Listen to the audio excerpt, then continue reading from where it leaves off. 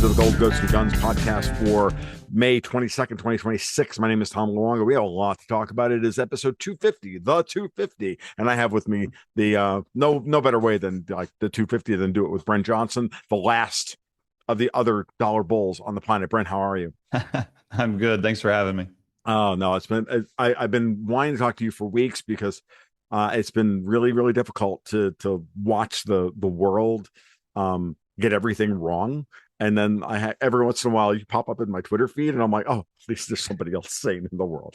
So let's Well, people are definitely losing their minds. It's just a question of which side, right? And each side thinks the other side is completely off the reservation. And so, we'll just have to keep going and see where it ends up.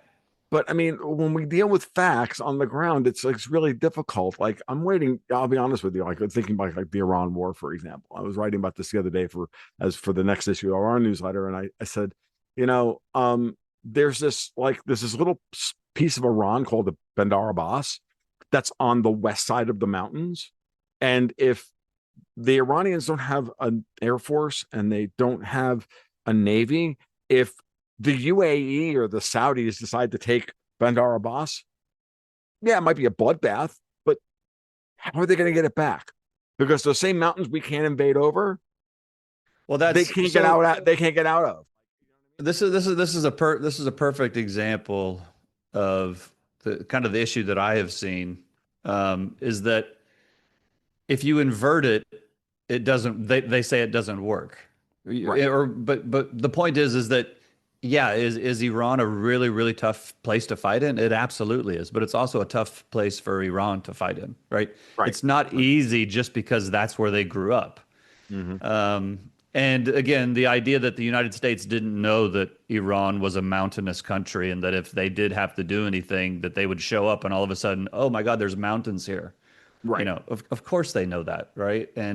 But it's anyway, not to get off on a tangent too early into the thing. Well, but the thing about it is, and I brought it up for this reason alone, because it's exactly the same issue with things economic. It's the same. It's exactly the same things going on. Like they tried to tell us for 2 months that Trump didn't understand that oil prices were going to go up when he started a war for Yeah. Iran, over Iran. Like, you know what I mean? Like we didn't, Yeah. like maybe they thought, yeah, they're going to try and close the Strait of Hormuz and then something else would happen. Right.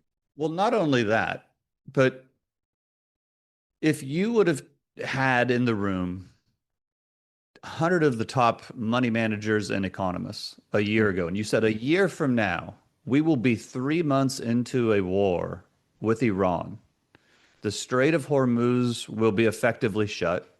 We can argue over who has closed it, but it's shut. Right. Where would you say the price of oil is? Not one person would have said it was below $100. Most people would have said it was over 150. Instead, it's at 96, right? Or Right. it's around $100, right? Right. Plus or And minus. so and listen, it's not that $100 oil isn't a problem. It is a problem, but Right. it's not $150 oil, right? I can remember, I think it was 2007 or 2008, just kind of pre-global financial crisis. I remember going into a meeting with a client and oil was trading around 130 or something like that, right? That's Yep. 20 years ago almost, right?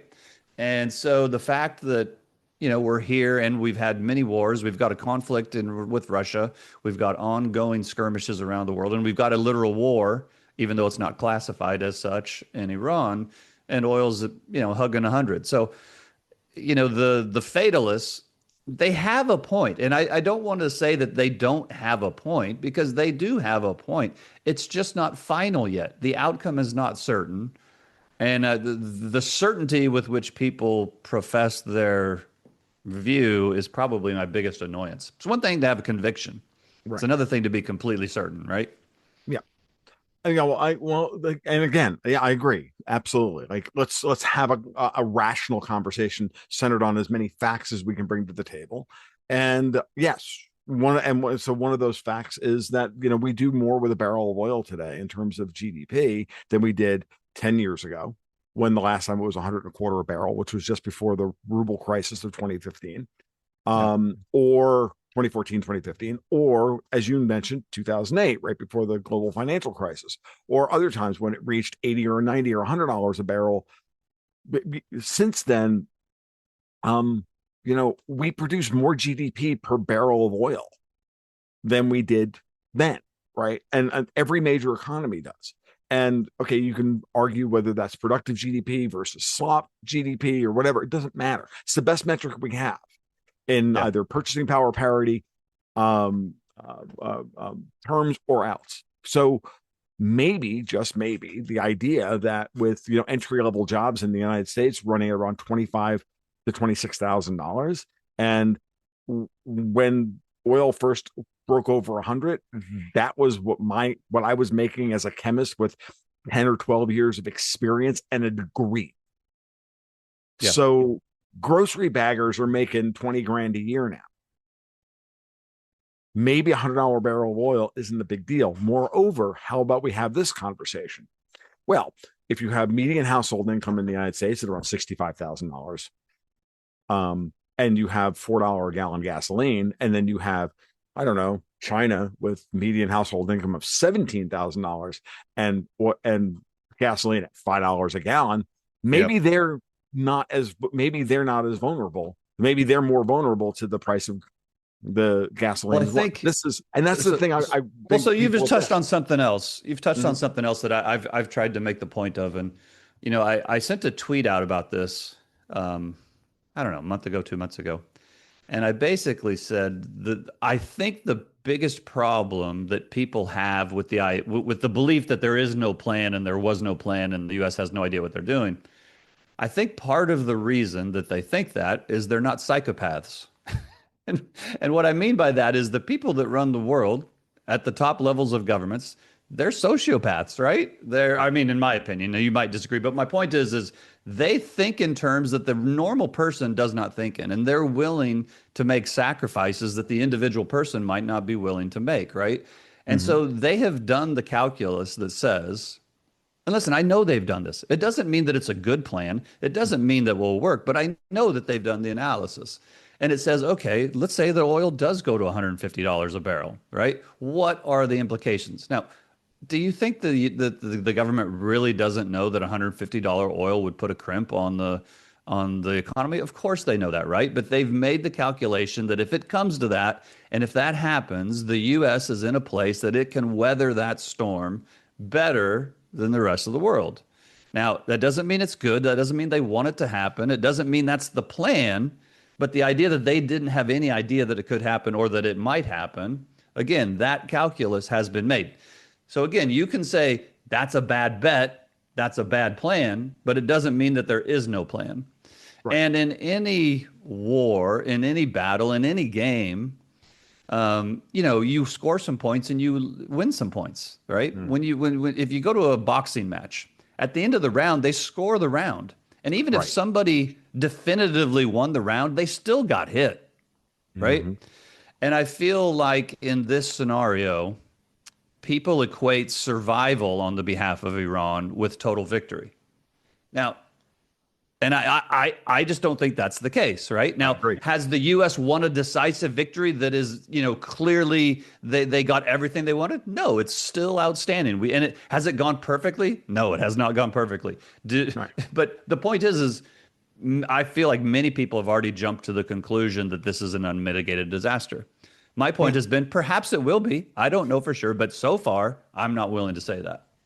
Well, I can say that, the way I've looked at it, and I agree that we don't have a definitive answer on a lot of these things yet. But as far as what the strategic, again, it all depends on, we were talking about Iran. I don't want to get too far into this because I know we're short on time today. I'd rather get into some of the other things, which I think I'll try and pivot to here, which is that what's the real purpose of attacking Iran? It has nothing to do with Iran. Right. Okay. Agreed. It has nothing to do with Iran. It has a little to do, but that's not the main reason. No, the main reason that this is the thing, and I've been saying since the beginning of this conflict that Iran and the Duganists and all the Panikins and all of these people, the Tucker Carlsons and all of them have been defining terms, especially like everybody in the orbit of the Russian media. they've all been defining the defining Iran winning in terms that the United States does not define. Trump went out Yeah. with like a list of 5 things he was trying to achieve, none of which were destroy Iran. Right. In fact, he actually went out and said, "Hey, I really don't want to destroy Iran. It's similar to Putin. Ukraine has Yeah. won by surviving against the Russians." They pulled the same narrative trick back in 2022. It was always nonsense. It was never the point. Putin Right. laid out his terms. They define it a different way so that they can then run their propaganda that way. So what's really important, of course, is that what Trump is obviously doing is rewiring at the entire global economy. And he Yep. has, it looks like to me, after China, that he's got buy-in from both Xi Jinping and Vladimir Putin and others, especially the Gulf states. And, he's got staunch opposition from this, I think, still from the Europeans and the Canadians and the Commonwealth and the UK Commonwealth. I think that that's the way the landscape is laying out. And I think that what I really wanted to speak to you about, because I know you've been talking about Yep. this a lot recently, and I have not, is the implications of our implementation of stablecoins as a means by Yeah. which to redollarize the world. And so that's what I really wanted to talk to you about Sure. today. The other stuff is just kind of backdrop. Well, so I think, to your point, Iran is about a much bigger issue. And there is a big, this is obvious, so I'm going to state the obvious. There is a big Sure. power competition now between the United States and let's just call it China, Russia, or the global South, however you want to define that, right? Mm-hmm. But that global South is dominated by China. And, China believes that they are the rightful heir, and the United States wants to stay on top. And so even if they get along, there is always going to be this competition, right? But we've come to a place now where the United States has decided to deal with the world in a different fashion than they have for the last 60, 70, 80 years. Mm-hmm. That in itself causes friction with China and the global South. The biggest issue that I see is that in doing this, they cannot, there is still this kind of mutually assured destruction design of the global economy. The United States needs China still for a number of Mm-hmm. inputs. They're working very hard to fix that, but that is going to be a multi-year project. Agreed. China still needs the United States to buy all the stuff that they produce and energy and high tech chips and all this kind of stuff. So there is still this mutual thing. So even though they're fighting, they don't really want to fight because fighting doesn't really benefit either side. Mm-hmm. But in my view, what Trump wants more than anything, and we may have talked about this before, but this is the main thing that I think people get wrong. Trump does not want to crush China.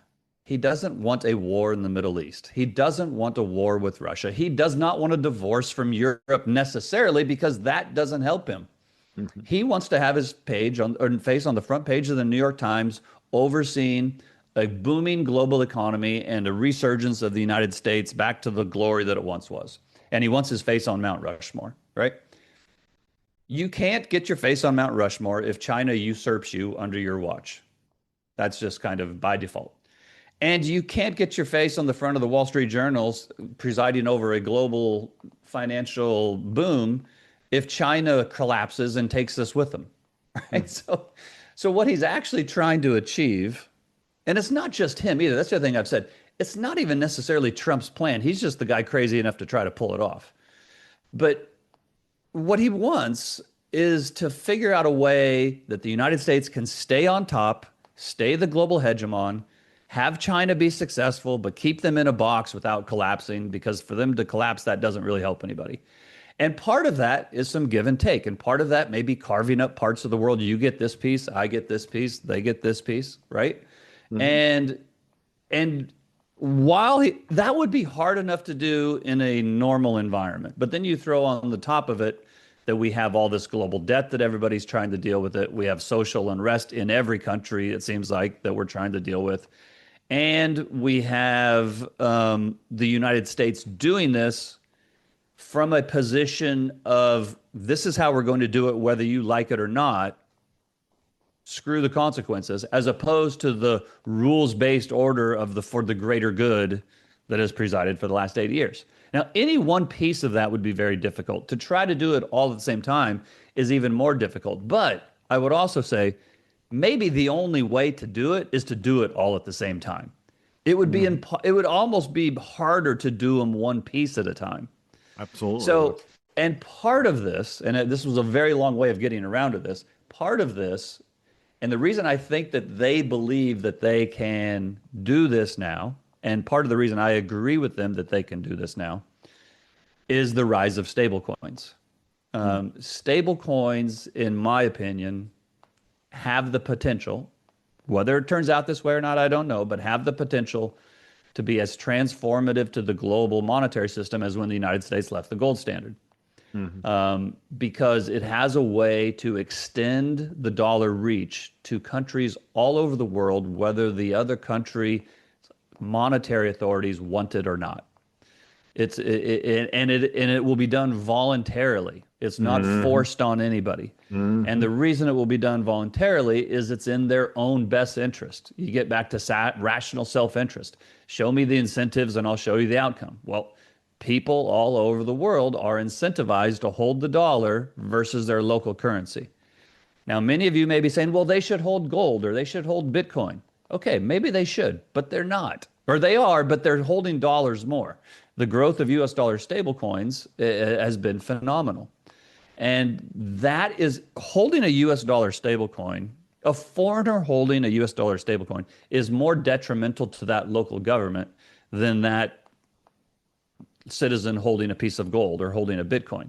Because to a certain extent, you are transferring power from the local government back to Washington, D.C. And the sovereignty, the monetary sovereignty, which keeps local governments in power, is eroded. And so not only do the proliferation of these stablecoins allow, this is two-parter, it allows the U.S. government to find a new willing buyer of treasuries because the stablecoins have to be backed by treasuries. But maybe more important than that is it allows the U.S. government to issue at the short end of the curve to a much greater extent because there's lots more buyers there than they would typically have to do at the longer end of the curve. The reason that's important is because, therefore, if the long end of the curve goes higher, they don't necessarily have to pay that higher rate to refinance the debt. They can refinance at the short end, which is a much lower rate. But if that long end does go higher, what it does do is it puts pressure on the rest of the world whose 10-year treasuries or sovereigns are priced off of the U.S. Treasury. And so they have to fund at the longer end to a greater extent than the United States does. So we get back to a relative game. Do higher rates hurt the United States? Yes, they hurt the United States, but they crush the rest of the world. And if there's any question, just go back to 2022 and look and see what happened. The United States had a downturn economically, but they were okay. But China had their real estate market start to collapse. Japan had to bail out their sovereign market. The Bank of England had to bail out their sovereign market. And the ECB had to set up a program to buy peripheral bonds. So that year alone tells you all you need to know about whether higher rates hurt the United States more or hurt the rest of the world more. So that's what I think is all going on here. To your point, I think Trump and team are trying to rewire the world. They came to power because the status quo was no longer acceptable. The typical modus operandi was no longer the way they wanted to deal with the world. And they are breaking a bunch of plates as they go. And people are losing their minds as a result. It's really funny, Brent. I listened to that. I'm like, wow. So this is, it's really nice to listen to somebody else actually just say everything that I've been saying. And I'm dead serious when I say that because, the way I've been looking at it is very, very simple. I think I argued 4 years ago when I started watching Powell, start the stealth tighten and then the actual rate high cycle. I said, we're going to find out whether the United States can handle higher cost of capital than the rest of the world. Yep. Kind of right about that. Now we're going to find out whether the United States can handle a higher price, whether a higher price of oil than the rest of the world. Now, there's another side of this, and all the stuff about stablecoins, I do agree with. Like I see the exact same thing, but the thing where I would and then say really push back, but just you and I see this slightly differently. The relationship between America, Russia, China, and the EU, and it's because I dabble in all of that, that hinky stuff called the real relationship, the geopolitics and the real politics of all this. Not saying that you don't, but this is where my focus is more. I come at it from that perspective more. Guys like you and Vince Lanci obviously come at it more directly from the market's perspective, and it's a nice compliment. Don't get me wrong. I'm not being combative here. And so when I look at it, I say it's clear that America, Russia, and China have incentives to rewire the world. It's almost like I would argue it this way. Yeah, we have problems amongst ourselves, but we have a bigger problem first. And we all agree that those people are a bigger problem to us right now than each other are. So I, as America, are going to help Russia get out from underneath this implacable European aggression. The United States, can have to blow up the Middle East, which is it's just an outpost of the old colonial empires of Europe, be they French, Portuguese, British. I happen to think they're mostly British, with a side of French and some other Portuguese. But you can do what you want with it. I don't care. Dutch, all that stuff, right? And then, but we all have a problem with that, and they've created these choke points around the world that are all artificial. And what Trump has gone around done in the last certainly in the last 6 months, but even more so, is to say, look, I'm going to start breaking open these old choke points: Venezuela, Cuba, Strait of Hormuz. I'm building hot, dry Taiwan out in Arizona, that kind of thing. I've said this many times in the number of different places, but it's important to get it that way, because it almost sounds to me like, if you look at it from that perspective, that's kind of Trump saying, look, I know you don't trust us.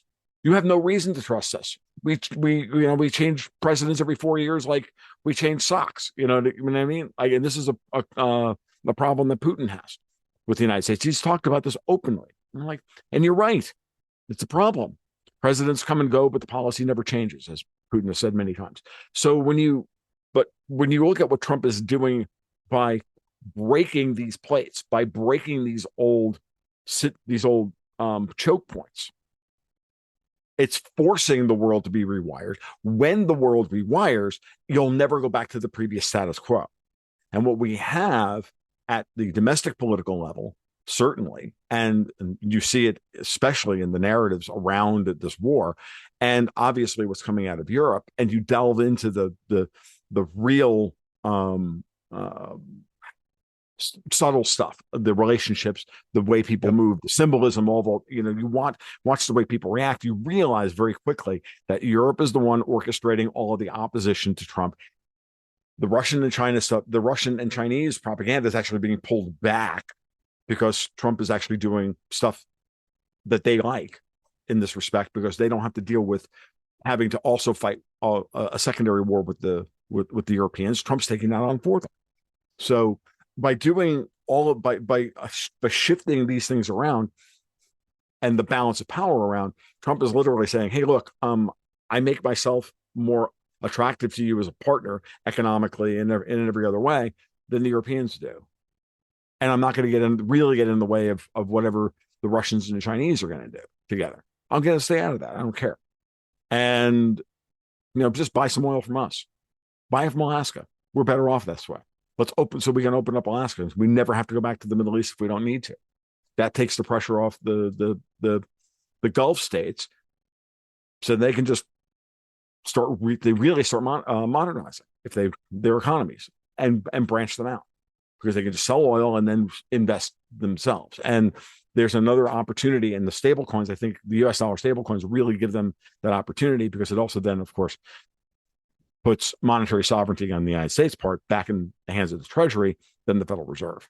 And that's another bigger story. So it's you know what I mean? And so, like, I get the whole angle that Trump wants his face on Mount Rushmore. I just think that's more like, if I do everything right, I can't avoid being on Mount Rushmore. You know what I mean? Well, so as opposed I think, yeah. I think part of that, again, I think most people just misinterpret what each side would want. Hmm. So I don't think the United States has a problem with China dominating Asia, No, particularly, as long as dominating Asia does not then lead them to dominating the whole world. The United States is, for better or worse, the United States is and always has been cowboys, right? And they would rather walk out into the street at noon and have a gunfight hmm, than to be second place. Now, you can argue that's for good or for bad, but that's just kind of how it is. And hmm, so as long they don't mind having other gunfighters out there with them and fighting alongside them, they just don't want to be second fiddle, right? But if that means China gets stronger, great, and we can do more trade with them, great, right? So I think if China ever seriously challenged the United States on the global stage, then I think there would be a more certain conflict between the two. agreed. The other thing is, I don't think China wants to fight the United States. If China wanted to fight the United States, and if they could easily beat the United States, they wouldn't have let us take Maduro out of Venezuela. They wouldn't have let us kick him out of Argentina. They wouldn't have let us take the Panama Canal back. They wouldn't have let us start this war in Iran. And they wouldn't have hosted Trump at a big thing 2 weeks ago, right? So they don't want the war either. And I think people, and again, I think people mistake what each side wants, and they mistake getting hit for automatically losing, Hmm. right? Yeah. And and I think if people would just step back and analyze it in a more open-minded and realize that not every battle wins the war manner, everything would kind of become a little bit more clear. But I think everybody wants to immediately go to the end game. The dollar's going to die, the dollar's not going to die. Gold's going to go to 20,000 or gold's not going to go. It's black or white, it's extreme one way, it's extreme the other. And the world typically is much different. The other thing, before I forget, I want to get your I Sure. before I jumped on, I said I have to ask Tom this. Mm. So I was thinking about something over the weekend, and I was reading something, and it was talking about the folly of nation building and trying to rewire and all this stuff. And listen, I thinking that you can rewire the world and nation build is absolutely, I agree, it's arrogant. However, for all of human history, violence, governments have used violence to solve problems. Yes. For all of history. Hmm. If violence didn't work, at least on some level, governments wouldn't even exist in the first place. So to think that you're going to rewire the world without violence, isn't that even more arrogant than thinking that you're going to rewire it with violence? So again, I understand the preference for doing it without violence. That's my Sure, preference. everybody does. But from just a real world perspective, which way is more arrogant? Which way is more prideful? To Hmm. think that you're going to change the wheel. I don't know if you ever watched Game of Thrones, but in Hmm. Game of Thrones, Khaleesi was coming to power and she was going to break the wheel. She was going to Right. break what had always happened in history. And then ultimately she did what everybody else had always done in history as well. Right. And that was kind of one of the things that got me thinking about this was like, this whole nation building exercise that you could argue the United States has been on for the last 100 years.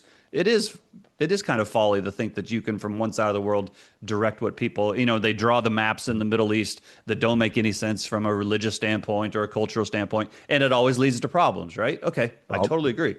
But the idea that it's not going to be solved by violence is equally right. arrogant if you look at history. So anyway, I just thought that No, was no, kind no. of I interesting. mean, well, the thing is that it wasn't, and we didn't draw those lines. We didn't draw those borders. Right. The British drew all those borders. They Yeah. drew as the British Empire pulled back. It was all the British and the French, Sykes-Picot and creating Yep. Pakistan and like you can go back and every time I start to reassess American history, the parts that I didn't know, like most of the stuff pertaining to that little country to the north called Canada, which isn't a real country anyway. Sorry, and I say that with love to all of my Canadian friends, and I have many. The reality is that Canada's always been, a British anti-U.S. project, and we have to accept, And again, I get a lot of hate from a lot of people that like, yeah, dude, you know why I go on that rant all the time is because you won't even accept the idea that London even matters. when Yeah. it's only one of the most consequential things of the last 300 years, and they still control most of the dollar flow. Yep. And when you control the flow of when you control the flow of insurance money, and you can literally create a global backup and the movement of oil, actual barrels of oil, hundreds of millions of barrels of oil by canceling insurance contracts, you still have power. And if we Yep. do, if Absolutely. that's a conversation we're not allowed to have, then I'm telling you, there's a reason why we can't have that. Because what's the first rule of this thing? Whoever Yeah. we're not allowed to criticize is the one that's actually has the power. And everybody Right. wanted to say that was Israel, but it's really London. And when we watch, and so sometimes I go overboard on purpose, and I say, no, it's all London. He's just a London asset. I don't mean it. Half that I don't even mean it. I'm No, doing it to get people to really reassess what it is that they think is going on out there. When you look at the three countries that we're talking about, when I've called this ARC, and I did it I just kind of did it like off the cuff one day when I was chatting with Alex Craner. I said, well, wait, Alex, we don't need the bricks. We have ARC. Imagine if, we rewired the world around the three major countries around that ring the Pacific Ocean, and the lack of physical choke points that global trade amongst those, and then you add Japan and South Korea. Obviously, when you look at the world that way, like all of a sudden you're like, there's no geographic choke points. All these countries Yep. have an age-old problem with the previous maritime empire, Britain, and the previous one before that, the Dutch, right? And then we go back and go, oh wow. Well, if the United States were to, if China were to stop importing, horror into the United States through Canada and Mexico, if we can work that one out, and the Russians can stop doing what they do, or to whatever extent that they do it, we can get us all to agree that no, really the problem is over there on the other side of the world, that shitty little island over there. Hey, maybe we should stop. Maybe we can get along. And right before Trump went to China, and I'm glad you brought it up. I said the last thing I said is I was asking a podcast. I said, what do you hope to get out of this meeting between Trump and Putin, or between Trump and Xi, excuse me. And I said, aside from him getting a nice thing, a nice, getting the right symbolism, right? Because if he gets the right symbolism of that the meeting is important, that will mean it in and of itself will mean something. I said, oh, really, the first thing I want to hope for is that we get a commitment from the Chinese to buy Alaskan oil. And what was the first thing we heard of in all their discussions? The first thing that came out of the meeting, and the Chinese agreed to buy a whole lot of Alaskan oil, because the minute Alaska opens up, now all of a sudden everything is possible, because that's been the one thing. And go back historically, why did the Tsar sell Alaska to the United States? To make sure it didn't fall into the British hands. It was very important. It was a very important subplot. So Alaska's got immense. I'd never heard that before. I gotta look. I've not heard that. No, I understand what you're saying, but I had not heard that before. He sold it to Seward for nothing, but he did it because the British were moving across Canada, and they were moving in to take Alaska because they wanted the land bridge, and they were trying to encircle Russia from both sides. So and when you stop to go through a lot of this stuff, and even if it's more complicated than that, it was certainly one of the major overriding factors as to why we wound up with Alaska as part of the United States. So, to point in all those directions, again, when we look around and we see, second rule of geopolitics, whoever's bitching is losing. Right. And what I mean?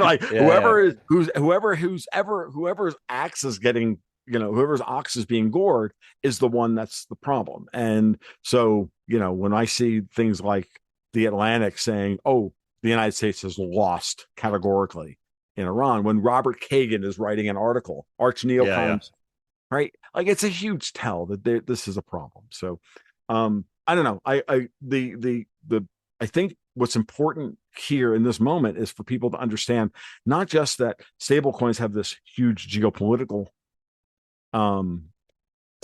implication for redollarizing at least parts of the world as a settlement thing, but it's also incredibly important from a domestic perspective as well, because it creates a different dynamic for how banks interact with the Treasury and with their customers and everything else. And I think that that's something that no one has been talking about to any greater or Well, lesser extent. so Talk about that. That'd be yeah. great. So what I think is pretty interesting about that is, before I even really dug into stablecoins, I knew stablecoins existed, but before I kind of Mm-hmm. figured them out, for lack of a better way of saying it, Mm-hmm. I think it was like in 2023, I could kind of see that we were headed for a battle between Treasury and the Fed. And I've long believed that this Fed independence is a myth that they teach everybody at business school to make them believe in the fairy tale. Um, because I don't believe that they're truly independent. They have autonomy, but they don't have independence. Um, and I had said that I thought if they ever came to blows, the Treasury, the Fed would put up a bigger fight than I think many people expected, but the Treasury would ultimately win. And what I think is, I think part of the reason now that I believe that even more than before is because of stablecoins. Stablecoins, from a technological perspective, allows the government, if they so chose, to skip the banking system as its distribution arm and go directly to companies, institutions, individuals, et cetera, et cetera. You don't really need the banking system with a stablecoin, because a stablecoin, it kind of is a central bank digital currency, right? I mean, you can call it something else, but they're essentially the same thing. And having this grow up as a technology and a powerful one, I think the Fed realizes, not only are we not fully independent, but they don't really have to use us. And so, but that doesn't mean that the Fed isn't powerful. It doesn't mean that the banking system won't put up a fight. Of course they will. You've seen over the last year, there's been huge fights within the stablecoin universe over the yield, whether they can pay yield, who gets to keep it, what are the rules around it. And it's because stablecoins are a threat to the banking system itself. To all these stodgy old, deposit institutions that hold on to your money and don't give you anything in return other than a small yield. And the service is horrible, it's slow, da da da. They have kind of woken up to the fact that they've rested on their laurels for too long, and there's this new game in town that could take all their deposits, right? And I think Warsh, who is new at the Fed as of today, I guess he was just sworn in today, right? I don't know for sure, but I think Warsh understands this as well, and so I think we're going. And I don't think he would have been chosen if he and Besant weren't on the same page, at least to a certain extent, of how are we going to cooperate. Because Trump largely outsourced the choosing of the Fed chair to Besant. Trump wasn't thrilled with the fact that Warsh was the person that Besant really wanted, but ultimately let Besant make that pick. I mean, Trump made the pick, but he did it on Besant's recommendation. And I don't think Besant would have stuck his neck out there like that if he and Warsh weren't on the same page to a certain extent. So I think what we're going to see is closer cooperation between Fed and Treasury than we have for the last 15 years. Largely for the last 15 years, there wasn't much cooperation. Immediately post global financial crisis, there was, but subsequent to that, between, whether it was Yellen, whether it was Powell, they were often at odds with the Treasury and the executive. So, but I think this is also part of the global power competition. To win the global power competition, you need monetary policy to be part of that. And traditionally, the Fed has run monetary policy, but the Treasury has run dollar policy. And those two things are, with stable coins, those are interestingly becoming more combined than they ever have before.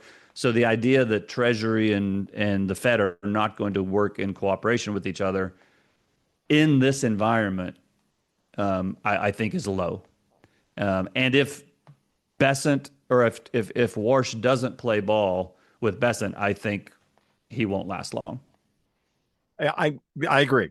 And I think that that's part of the reason. I think there's an interesting dynamic between the three of them, between Powell, Besant, and Warsh. And I think that Powell is one of those guys, and I've said this in recent in recent appearances. It almost feels like it's the Dark Knight, right? You either die a hero or you Yeah. live just long enough to become the villain. Because I think Powell may be in a position where he's like, look, I did all this stuff in order to break some of private equity, to reassert dollar dominance over the euro dollar markets and everything else. But on the backside, we were going to pay those guys. It's a very possible, argument about Powell. He's also made, just at the end of the day, maybe a dyed-in-the-wool Keynesian, right? Yeah. And and the Fed's a Keynesian institution, and he can feel the institution itself changing, right? Yep. And then there's the other side of it, is that he's actually cooperating with them. He's staying on in order to smooth over some ruffled feathers and inside Fed culture, because the Fed itself as an institution, Daniel Booth wrote a great book on this, right? Yep. Just the culture is going to take time to change. And what Trump is doing is moving away from, as my friend would say, Susan Kokinda and others would say, he's moving away from the British model of debt and interest and treasuries to a system of domestic production, the American system of production. And stablecoins fit right into that, because now we're watching the Trump administration stand up individual credit facilities within various cabinet verticals. So you have, a credit institution at the Department of Defense and the DOE and this one and that one, as opposed to having to funnel everything through Congress and funnel everything through the Fed and through grants and all this other stuff. No, they just going to stand these things up, issue some, allocate some tax money to it, issue some stable coins, and get stuff built and go right around the entire banking system as it currently is constituted. Your points about the yield are really interesting to me. And I was thinking about this the other day. I was in Atlanta a couple of weeks ago, and right before I was to give a talk in Atlanta, the final, I think they finally got some agreed upon language for the yield off the stable coins for clarity. And what I noted was interesting, and this is the funny part, is that it looked to me, the way I read it, what the banks were arguing against was that the holders of stable coins would get passive yield off of the treasuries. And they said, it's okay if you want to do rewards points and you want to stake them for time. I'm like, as an old or former or pro semi or whatever Austrian, I'm like, yeah, absolutely. I've always had a problem with passbook savings. I've always had a problem with 0 time lockup savings paying interest. It doesn't make any sense. That's not what interest is. Like, it's almost like the banking industry was saying, look, we have to get back to less quote unquote, fractional reserve or counterfeiting, right? Which is really all passbook savings was. 0 time. It's just counterfeiting. Like, at the end of the day, I'm like, it's almost like the banking industry was arguing we can't go back to that. If we're going to move to this system, we can't have that. And I'm like, do they just want to go back to net interest margin banking and get out of the casino? Is that what's happening here? I mean, that was my interpretation of it. But I mean, off the top of my head, but I don't know. I'm going to throw that out. I hadn't thought of it in those terms. I had just thought of it in, again, as you said at the beginning, you come at it from one direction. I typically come at it from a market's perspective. To me, the money being made by the stablecoin issuers who are collecting all the interest and not paying it out because stablecoins are not allowed to pay interest, they are making such massive profits that everybody wants a piece of it. And so, and therefore, that is why there's this battle. All of the new fintech companies that are trying to get in on the stablecoin in order to make the profits, and you've got the traditional banking system doing everything they can to protect the profits they have historically had by not letting these new institutions pay interest on their deposits. So to me, it's a profit motive, and it's a greed thing.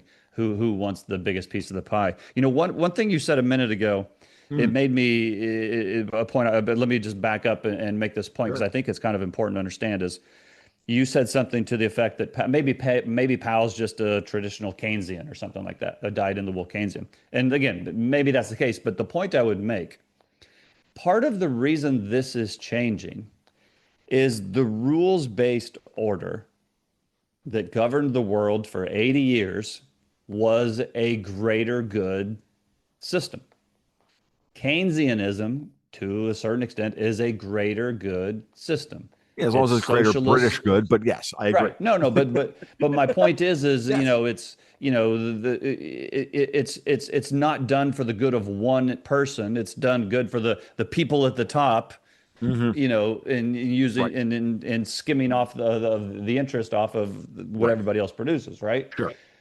This stablecoin idea gets a little bit back more to not a greater good thing, but an America first thing. Yes. And it's not that that can't be good for everybody, but that's not the defining principle, right? Hmm. The defining principle of the rules-based order was greater good. The defining principle of what they're trying to move towards is America first. Those are Right. two diametrically opposed things.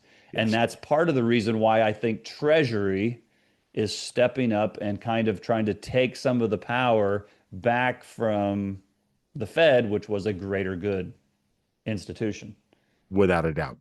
I think Yeah. that's probably a good place to leave it, since you have a hard stop in about four Yeah, I minutes. apologize. And I've got a no busy day. worries, man. It's all good. Like I'm just glad to have be able to get an hour of your time, 45 minutes of your time. Sometimes we don't need to go any longer than that. So with that said, Brent, give everybody let everybody know where you are, where you're from, do what's your thing, yada yada. Yeah, yeah. So, I've got a company called Santiago Capital. We're a wealth management firm. We're both SEC registered and registered with the NFA. In addition to managing money, we typically help individuals with their overall portfolios. In addition to that, we have a research service. If you go to research.santiagocapital.com, you can see the different levels that we have there.